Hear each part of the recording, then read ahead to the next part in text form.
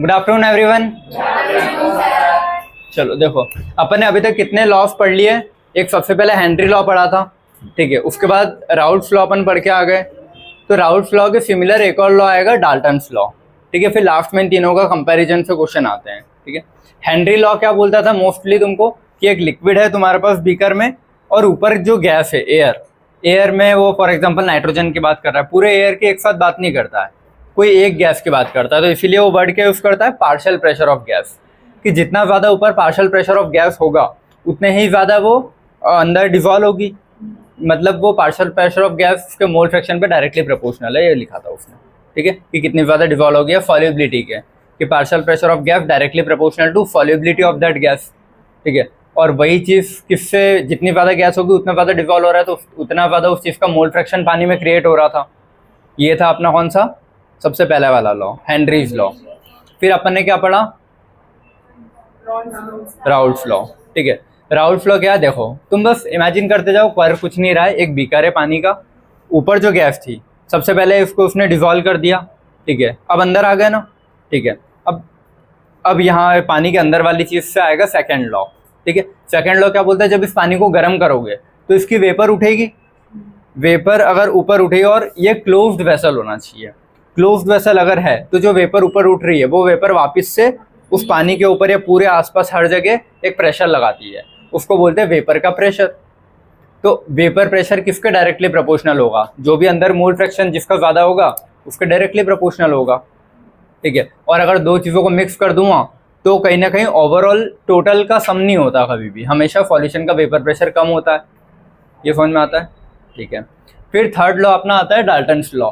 ये क्या बोलता है, जो वेपर उठी है ना, या फिर जो गैसियस सब्सटेंस है, वेपर वाला ही समझ लो उसको, ठीक है। जो वेपर उठी है आपस में, ये आपस में मान लो दो चीज़ें हैं, जैसे मैंने क्या बोला, सॉल्यूशन के अंदर ए और बी दोनों था, मैंने गर्म किया, ए और बी दोनों की कुछ तो वेपर फूटेगी। तो तुम लोग इसको ऐसे समझो, सबसे पहला लॉ गैस थी, वो अंदर कितनी डिजॉल्व होगी, पहला लॉ।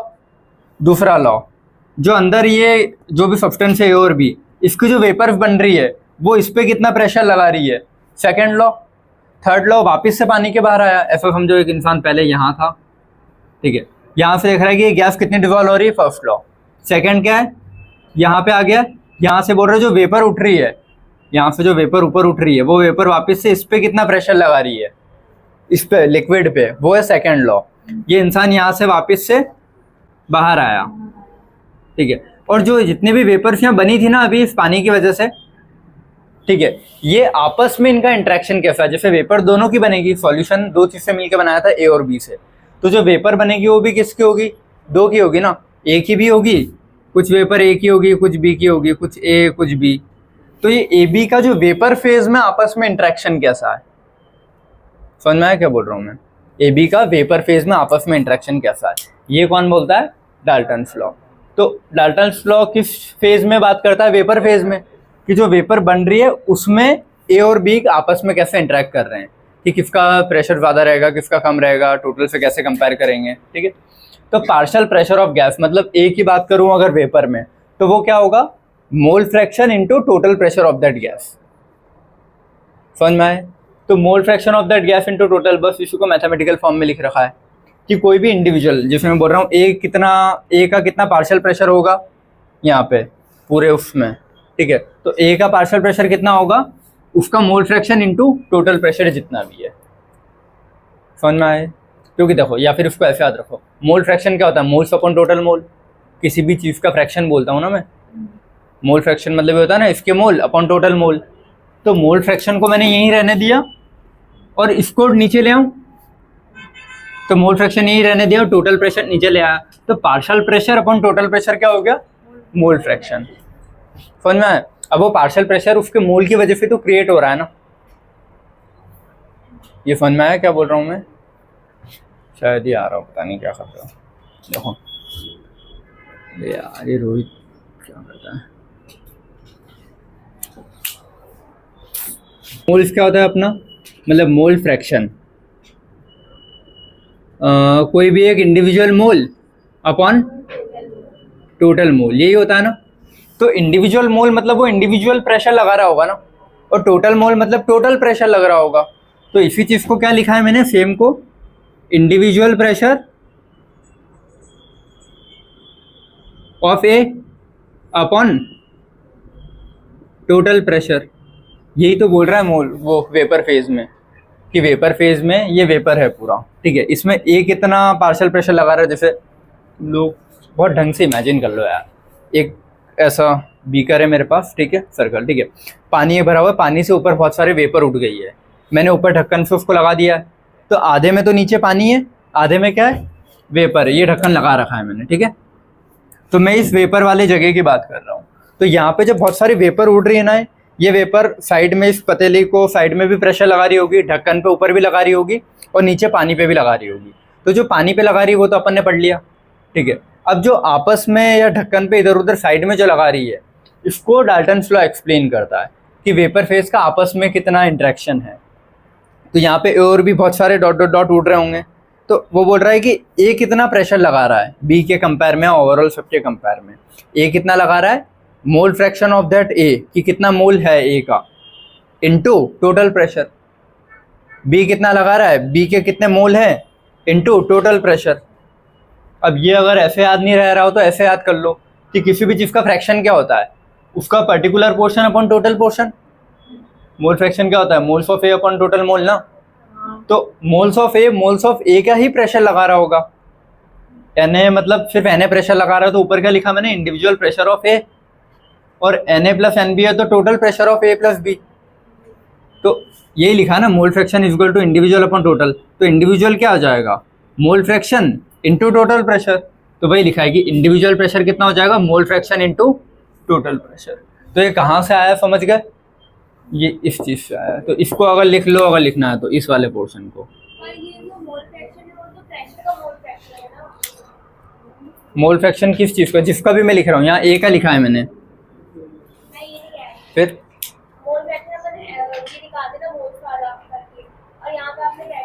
हाँ हाँ प्रेशर का मोल फ्रैक्शन है, लेकिन उसको ऐसे समझ बेटा, देखो मोल्स होते क्या है, moles of A, sorry mole fraction of A, ठीक है। मोल फ्रैक्शन को एक्स से लिख लूँ सीधा, वो क्या होगा, moles of A upon moles of A plus moles of B. लेकिन जब इस चीज़ को मैं प्रेशर की टर्म्स में बोलूँगा तो ए के मोल ए का प्रेशर लगाएंगे और ए बी के मोल टोटल ए बी का प्रेशर लगाएंगे। तो यहाँ पे जो प्रेशर आएगा वो सिर्फ किसका आएगा, ए का।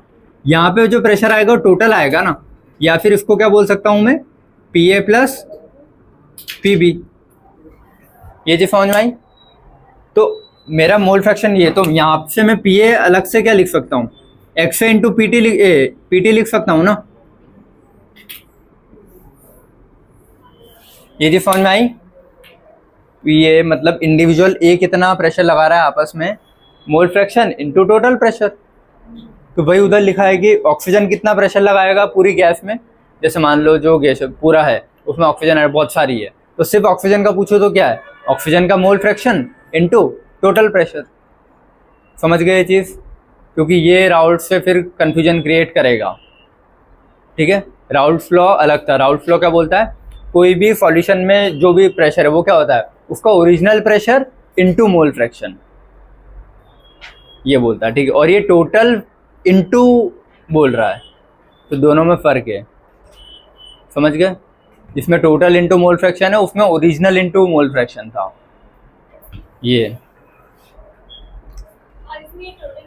लिख लिया, ठीक है। हाँ तो डिवाइड थोड़ी कर रहा हूँ मैं,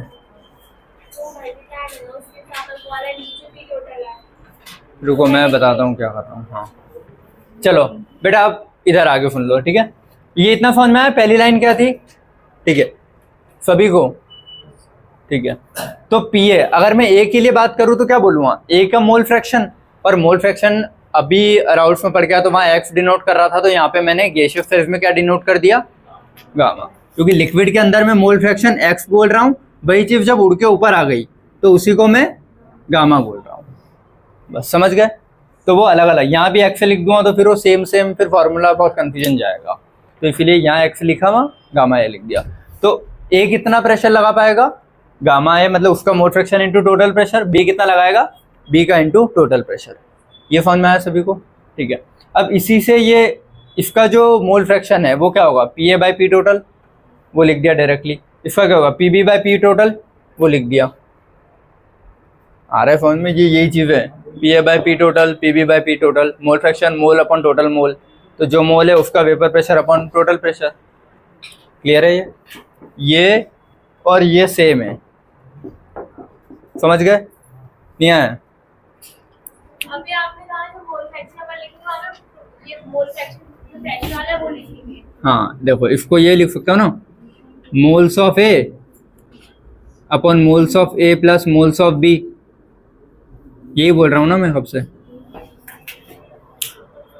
मोल फ्रैक्शन क्या होता है ए का, moles of A upon moles of B, तो ए का प्रेशर लगाएगा और दोनों मिलके टोटल प्रेशर लगाएंगे, तो वही चीज़ लिखी है। क्लियर है? आ रहा है समझ में? ठीक है, बाकी ये ए और बी दोनों का समझ गए। अब टोटल अगर मेरे को P A plus P B करना है तो पी टोटल क्या होगा, P A plus P B, इन दोनों को जोड़ दूंगा ना। ठीक है, अच्छा ओके समझ गया। पी टोटल क्या होगा इसका, P A plus P B, इतना याद रखना। ठीक है कि ओवरऑल पी ए का इतना है, पी बी का इतना है, तो P A plus P B क्या होगा, पी टोटल। ये पी टोटल से उसको कंफ्यूज मत करना, ठीक है? मतलब है भाई, बट ये गामा है, गामा की क्या, मोल फ्रैक्शन इन वेपर फेज, तो इसको यहाँ पे गोला मार्क कर लेना। हाँ चले जाते हैं। गामा वाला क्या है, मोल फ्रैक्शन है लेकिन वेपर फेज में, और ये मोल फ्रैक्शन है लेकिन लिक्विड फेज में। गोला मार्क कर लो उसको बेटा। तो gamma A gamma B mole fraction in vapour phase है। एक्स से एक्स भी क्या लिखते थे, mole fraction in liquid phase. ठीक है, ये अभी बताया तुमको। लिक्विड फेज में बोलूँगा तो एक्स से एक्स भी, और इसमें बोलूँगा गैसियस फेज में तो गामा ए गामा बी। इसका सम भी टोटल होता है, क्योंकि कोई भी दो मोल फ्रैक्शन का सम 1 ही होता है। तो ये भी 1 लिखा, ये भी कितना लिखा, 1। हाँ है चीज़ें सेम, बस डिनोट अलग कर रखा है। ठीक है, ये 1 लिखा और ये भी क्या लिखा है, 1। ठीक है, इतना समझ में आया सभी को? और राउल्ट फ्लो क्या बोलता था, पी ए क्या होता है, पी नॉट एक्स से, पी बी क्या होता है, P not B X B. अब ये इसको मैंने क्या लिख दिया, पी डैश ए लिख दिया, कुछ भी लिखो, ठीक है, कोई फर्क नहीं पड़ता हो। तो पी डैश ए लिख दिया, जो कि बुक ये लिखती है। P not B X B को एक साथ क्या लिख दिया है, पी डैश बी। ये समझ में आया? ठीक है, अब मुझे समझ में आ गया कि ये डाल्टन फ्लो क्या होता है, ये रहा पी ए पी बी, ये बोलता है। राउल्ट फ्लो पी ए पी बी को क्या बोलता है, ये समझ में आया? तो राउल्ट फ्लो इंडिविजुअल प्रेशर को क्या बोलता है, इसमें भी मोल फ्रैक्शन है, इसमें भी मोल फ्रैक्शन है, बस ये मोल फ्रैक्शन काई में, वेपर फेज में, ये मोल फ्रैक्शन काई में, वेपर मतलब लिक्विड फेज में, और इसका ओरिजिनल प्रेशर और वहाँ टोटल प्रेशर है, ये फर्क है। क्लियर है? ठीक है, अब रिलेशन बिटवीन राउल्ट और डाल्टन फ्लो। ठीक है, पी ए के लिए बात करूँ तो पी नॉट एक्स से होता है। अरे दोनों पी ए देखो, ये पी ए भी सेम ही होगा, ये पी ए भी सेम ही है ना, है तो चीज़ें यहाँ कुछ अलग तो नहीं गए मोल, है तो बात बस वो फेज अलग हो गया, लेकिन मोल और हर चीज़ तो उतनी रहेगी ना। तो पी ए पी नॉट है एक्स से, और वही किसके बराबर होगा, बाई ए पी टोटल के। तो दोनों को बराबर कर दिया मैंने, राउल्ट वाला और डाल्टन वाला। समझ में आए? ठीक है, तो इसको क्या लिखा था इन्होंने, पी डैश लिखा था, तो पी डैश ए लिखा और ये ऐसा कैसा रहने दिया, बाई क्या लिख दिया, P dash A by P total, या ये नहीं भी लिखूँ, चलो यहीं से सीधा बाई ए क्या लिख दिया, P not X A by P total, तो वही लिखा है P not X A by P total. और इसको book most of the time P dash A करके लिखती, तो बुक से कभी पढ़ो तो कंफ्यूज ना होना कि पी डैश कहाँ से आ गया। समझ गए? ये है कुछ नहीं, यही लिखा है, ये जो चीज़ है ना, यही उसका रिलेशन है।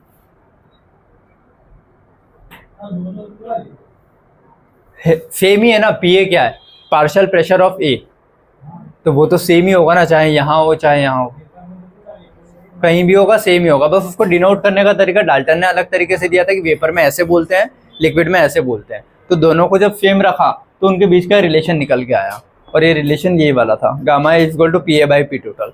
तो P A by P total, ये पी ए तो है। तो आपने जो वो रिलेशन लिखा है वो यहाँ से निकाला है कि वहाँ से निकाला है? वो एक ही बात है, ये समझ लो कि ये डेरिवेशन है ये वाला, और वो देखो वहाँ है तो डायरेक्टली लिख दिया मैंने, Y is equal to P A by P total. अब उसको इतना घुमा फिरा के लिखना, फाइनली तुमको वो याद ही रखना है। ठीक है, एक फार्मूला याद है ना, मोल किसी भी चीज़ का मोल फ्रैक्शन क्या होता है, उसका मोल अपॉन टोटल मोल, तो उसका mole fraction upon total pressure. बस ये क्या हो गया मेरा डाल्टन्स लॉ, और यही हो गया मेरा डाल्टन्स और राउल्ट्स का रिलेशन। कुछ था इसमें? इतना ही था ये। बस और कुछ नहीं है, ठीक है। ये समझ में आया। सेम पीबी के साथ P not B X B किसने बोला? राउल्ट्स ने। ये किसने बोला? डाल्टन्स ने। अब ये मेरे को यहीं रखा और मैंने इसको नीचे कर दिया, या फिर इसको पहले पी डैश बी करूँ बुक के हिसाब से, और गामा बी को क्या लिखूँ? P dash B by P total, और पी डैश बी था क्या?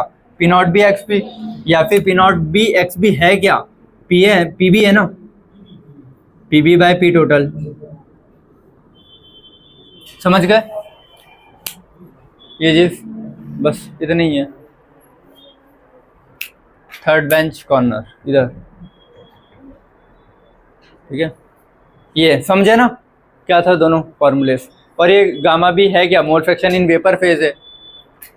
समझ में आ रहा है तुम लोगों को? डाल्टन्स थोड़ा कंफ्यूज कर रहा होगा राउल्ट से, ठीक है, बट उसको जैसे लिखा है वैसे याद रखना। सो मत, पानी पी लो बेटा, पानी पी ले, है ना। चलो, partial pressure of that component upon total pressure, यही है ना, mole fraction is equal two moles upon total mole. तो जिस चीज़ का है उसका partial vapour pressure upon total pressure, वही चीज़ बार बार घुमा फिरा के लिख रखी है। ये आ रहा है? नहीं आ रहा? ठीक है, चलो अब मोल फ्रैक्शन देखो इधर, सुनो। फाइनली तुम एक ये चीज़ याद रख लो, इन एयर में मोल फ्रैक्शन कितना है अपॉन लिक्विड में कितना है। इसको इधर देखो, एयर में मोल फ्रैक्शन कितना है उस चीज़ का, और लिक्विड में कितना है। तो in air upon in liquid is equal to pure vapour pressure upon total vapour pressure. तो ये वही तो है, मोल फ्रैक्शन इन काई में हो गया, गैसियस फेस, या फिर वो क्या बोल रहा है उसने, वेपर फेस, और नीचे क्या हो गया, mole fraction in liquid phase is equal to उस पर्टिकुलर का अपॉन टोटल का, जिसका भी बोल रहा है। और बी का बोलेगा तो बी अपॉन टोटल कर देना, और ये भी बी वाले लिख देना। तो हो गया ना इसमें ये किसका, क्योंकि ये मोल फ्रैक्शन क्या में बोलते थे, डाल्टन के लिए, ये बोलते थे राउल्ट्स के लिए, तो राउल्ट्स और डाल्टन का रिलेशन आ गया। तो ये ऐसे ही याद रखोगे। और ये चीज़ कहाँ से आई है? सेम यहीं से आई है, कुछ अलग नहीं किया उसने। ए वाला है ना, तो देखो ए को इधर देखो, ये ऐसे रखा मैंने, इन दो चीज़ को लिखा है, ठीक है। गामा ए अपॉन एक्स है, तो गामा ए अपॉन एक्स से पी नॉट यहीं रह जाएगा, पी टोटल यहीं रह जाएगा। वही चीज़ को वो बार बार ऊपर नीचे करके घुमा फिरा के लिख रहा है। फाइनली तुमको क्या याद रखना है, mole fraction is equal to जिस चीज़ का मोल अपॉन टोटल मोल, जिस चीज़ का मोल है तो उसका प्रेशर अपॉन टोटल प्रेशर, यही है सब कुछ, रिलेशन भी यही है, उसका फार्मूला भी यही है, इंडिविजुअल सब कुछ यही है। फाइनली यही तो है। अगर ये मोल फ्रैक्शन होता तो मोल अपॉन टोटल मोल, जिसका मोल उसका प्रेशर, जिसका टोटल है तो टोटल प्रेशर, बस। और इसी से सारी चीज़ें वो बार बार लिख रहा है। पी ए क्या होता है, पी नॉट है एक्स है, उसको पी नॉट है एक्स से लिखोगे तो एक्स को नीचे ले आओगे, पी नॉट वहीं रहने दोगे बाय पी टी। क्लियर है? खुद से एक बार कॉपी पे पेन चला के देख लेना, ठीक है, ये सब लिख के मतलब, तो आ जाएगा। समझ में आया है? पक्का? चलो इतना ही था तुम्हारा राउल्ट्स और डाल्टन्स लॉ, और डाल्टन्स लॉ और राउल्ट्स लॉ में रिलेशन, ठीक है। अब उसी चीज को कैसे लिखोगे बेटा, इधर राउल्ट्स और हेनरी को अब कनेक्ट करना है। सबसे पहले अपन ने हेनरी पढ़ा था, फिर राउल्ट्स पढ़ा था, फिर डाल्टन पढ़ा। डाल्टन पढ़ के हेनरी को डाल्टन से कंपेयर कर लिया। अब हेनरी को राउल्ट्स को हेनरी से कंपेयर कर रहा हूँ। जो अपन ने अभी पढ़ा था राउल्ट्स, इसको डाल्टन से कंपेयर कर लिया, अब इसको हेनरी वाले से कंपेयर कर रहा हूँ, ठीक है। तो Raoult's law versus Henry law. Raoult's law क्या बोलता है, vapour pressure of volatile component, जो भी सॉल्यूट सॉल्वेंट लिया है वो उड़ेगा, उसका जो वेपर प्रेशर लग रहा है किसके डायरेक्टली प्रोपोर्शनल है, उसके मोल फ्रैक्शन के। जिसका मोल फ्रैक्शन ज़्यादा उसका वेपर प्रेशर उतना ज़्यादा, directly mole fraction of that component. तो P F go to P not X, P B F go to P not B X, ये लिखते हैं। हेनरीज लॉ क्या बोलता है, ऊपर जो गैसेस है उसमें पार्शियल प्रेशर, वेपर नहीं, vapour partial pressure of that gas, ठीक है। तो partial pressure of that volatile component या gas if directly proportional to mole fraction of that gas in solution, ये बोलता है ना हेनरी। तो P A is equal to K H into X, और ये बताया था के और एक्स को एक साइड रखना, ठीक है, सेम सेम दिख रहे हैं। तो तो और के एच है क्या, हेनरीज कांस्टेंट, जो कि यूनिवर्सल कांस्टेंट नहीं है, टेम्परेचर के साथ चेंज होता है, टेम्परेचर बढ़ाओगे तो के एच बढ़ेगा, टेम्परेचर कम तो के एच कम, ठीक है। चलो ये इतना आया समझ में, ये इसका पार्ट नहीं है, स्टार्टिंग में समझाया था उसका पार्ट है, ठीक है। अब ये दो क्लियर है ना, दोनों में फर्क क्या है, ठीक है। अब तीनों को आपस में कंपेयर कर रहा हूं, ठीक है। हेनरी, डाल्टन और राउल्फ। हेनरी लॉ क्या बोलता है, ऊपर जो गैसेस है उसका, उसमें जो इंडिविजुअल गैस है वो कितना प्रेशर लगा रही है और अंदर डिसॉल्व हो रही है, सॉल्युबल हो रही है, ये बोलता है हेनरी। और वो किसके डायरेक्टली होगा, उसके मोल फ्रैक्शन के, जितनी ज़्यादा सॉल्युबल उतना ज़्यादा उसका मोल फ्रैक्शन होगा, ठीक है। तो partial pressure of gas present over the solution is equal to, मतलब directly proportional to mole fraction of that gas in solution, और डायरेक्टली हटाएंगे तो केएच लगता है। और ये एयर से गैस में जा रहा है, एयर से लिक्विड में जा रहा है ना, तो एयर से वाटर, और ये लगेगा, क्लियर है। अगला डाल्टन्स लॉ क्या बोलता है, सिर्फ वेपर की बात करता है ना, वो सिर्फ वेपर फेज या उस वाले पोर्शन के, तो वो सारे वेपर बना दिए। अब ये वेपर आपस में किस पे कितना प्रेशर लगा रहे हैं, कौन ज़्यादा प्रेशर लगा रहा है, कौन कम लगा पा रहा है, तो एयर से एयर की बात कर रहा है वो आपस में, ठीक है। ना एयर से लिक्विड ना गैस से लिक्विड, ऐसा कुछ नहीं, एयर से एयर। तो ये क्या बोलता है, कोई भी गैस का पार्शियल प्रेशर किस पे डिपेंड करता है, उसके मोल फ्रैक्शन पे और टोटल प्रेशर पे, उसका मल्टीप्लाई करते हैं, ठीक है। राउल्फ लॉ क्या बोलता है, जब गर्म करेंगे तो जो वेपर उठेगी वो इस पर्टिकुलर लिक्विड पे कितना प्रेशर लगा रही है, मतलब ये जब ऊपर उठेगी तो ये वापस से इस पे प्रेशर लगाएगी ना, ये सेम है ना, ये समझ में आया। तो लेकिन हो क्या रहा है इसमें, वाटर से एयर की साइड जा रहा है ना, ठीक है। तो राउल्फ लॉ में ये था एयर से वाटर में आ रहा है, ये एयर से एयर और ये वाटर से एयर वाला। राउल्फ लॉ गर्म करते हैं तो जो वेपर उठती है वो वेपर कितना प्रेशर लगा रही है, इसीलिए वाटर से एयर लिखा है वो, ठीक है। पी ए क्या होता है, पी नॉट एक्स पे, पी बी क्या होता है, P not B X B. तो ये तीनों को आपस में कंपेयर करके समझ गए ना, यही फॉर्मूले अपने फाइनली एट द एंड। इसका पी टी कैसे लिखते हैं, किसमें, राउल्फ और हेनरी में रिलेशन बोल रहा है, रिलेशन कुछ नहीं है, क्योंकि ये गैस की बात कर रहा है कि गैस अंदर सॉल्युबल कितनी हो रही है, और ये वेपर की बात कर रहा है, तो वो अलग ही चीज़ है, उसको नहीं कंपेयर कर पाएगा, ठीक है। बस ये पता होना चाहिए कि किसको क्या बोलते हैं और कैसे बोल रहे हैं। ये तीनों ही फॉर्मूले पढ़े अभी तक अपन ने। यहाँ जो पीटी पढ़ा है वो क्या होगा, P A plus P B, और वो भाई P not X A plus P not B X B.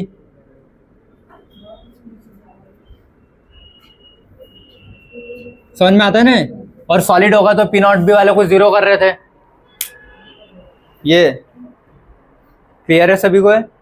बस इतना ही पढ़ा अभी तक अपन ने, ठीक है। चलो ये वाला रब कर रहा हूँ। अब इसके बाद अपने को क्या पढ़ना है, टाइप्स ऑफ सॉल्यूशन पढ़ना है। ये सब समझ गए। अब अलग अलग टाइप के सॉल्यूशन होते हैं, उनको पढ़ना है। कुछ सॉल्यूशन ऐसे होते हैं जो राउल्स को फॉलो करते हैं, कुछ होते हैं जो राउल्स को फॉलो नहीं करते हैं, ठीक है। अब जो राउल्स को फॉलो नहीं कर रहे हैं उसमें भी फिर सबसे पहले तो आइडियल नॉन आइडियल वाले पढ़ोगे, फिर उसके बाद पॉजिटिव नेगेटिव, जो फॉलो कर रहे हैं नहीं कर रहे। तो ऐसे करके पहले एक चार्ट बना के समझा देता हूँ, ऑर्डर क्या रहेगा पढ़ने का, फिर उनको पढ़ते जाएंगे। क्लियर है। चलो रब कर रहा हूँ यहाँ।